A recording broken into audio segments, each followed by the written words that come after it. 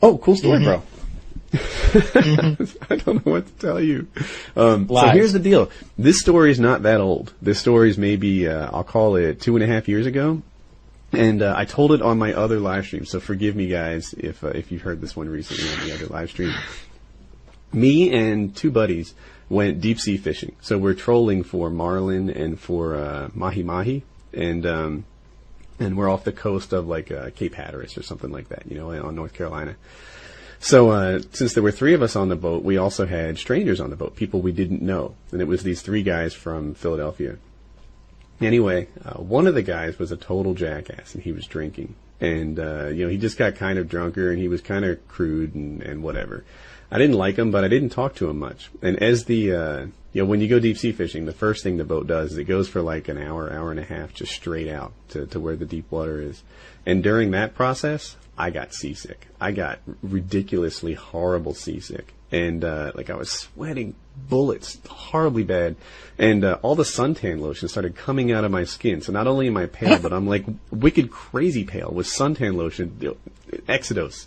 And, so I got inside the cabin of the boat where it's air conditioned, and I'm still sweating. It's still horrible. I'm laying on my back, and I'm just looking at the roof, which probably isn't a good idea, but I feel terrible. Well, Jackass strolls into the cabin area of this boat, and he says he's going to pour his beer on my chest to make me feel better. And I'm like, dude, don't do this. You're making a mistake. And mind you, by the way, I'm like an active MMA fighter at this time. And I didn't look too much different than I did in the frickin' lifeguard pictures. So, he's like, no, you'll feel better. You'll feel better. And I'm like, dude, don't pour that fucking beer on my chest. I'm not down for this. And, cause it's, to me, like something about beer, it smells, and it's a smell that stays. And it is an insult on the level of like spitting on a guy. And, it's not like pouring water. Like, if you hit me with a water pistol, it's fun. If you put beer on me, dude, this is not cool. So, I'm laying on my back, and I'm just about, defenseless at this point. So, he holds his beer, like, over my chest and tips it as if he's going to pour it on me. And I'm like, no, dude, this is not going to happen. I don't want this. I'm trying to be clear with you. And then he did it. And then he poured the beer on my chest.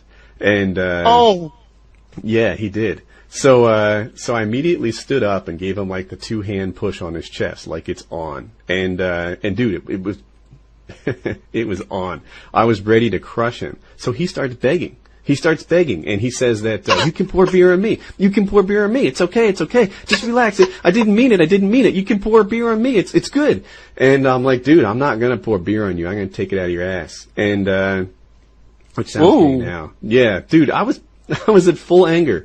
And, so then he changes the terms, right? He doesn't want me to pour beer on him. He says this. He goes, dude, you can pee on me. I will let you pee on me.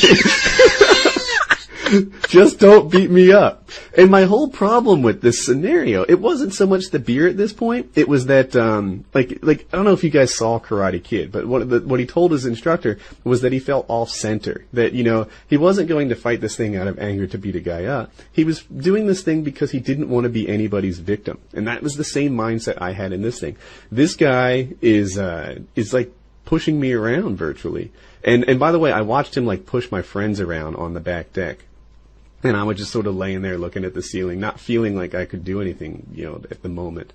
And, but now, he went inside and he brought it to me, and I was just down. So he wants me to pee on him in an effort to make my anger go away.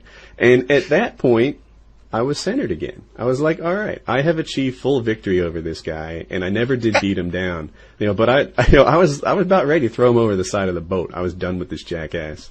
And, but when he offered to let me pee on him, that was like the full submission that I was going for, and that was that.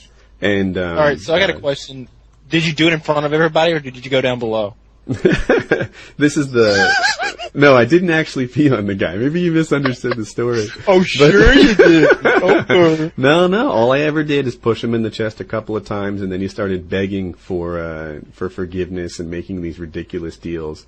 And it was like, all right, I can let this go. But there's one more thing. So, like this adrenaline rush I had. Like, if you guys have ever been in a fight, then you maybe know full adrenaline, right?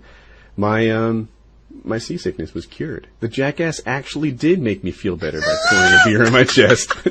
You know? And I was good for the rest of the trip. Trust me, this will fix it. And it did. It really did. I felt so much better after he poured the beer on my chest. And then I went and I started fishing. I caught 2 mahi and a marlin. It was the most expensive fish I ever caught. That's awesome. Yep. So there's my first story, bro, of the week. Have a nice day.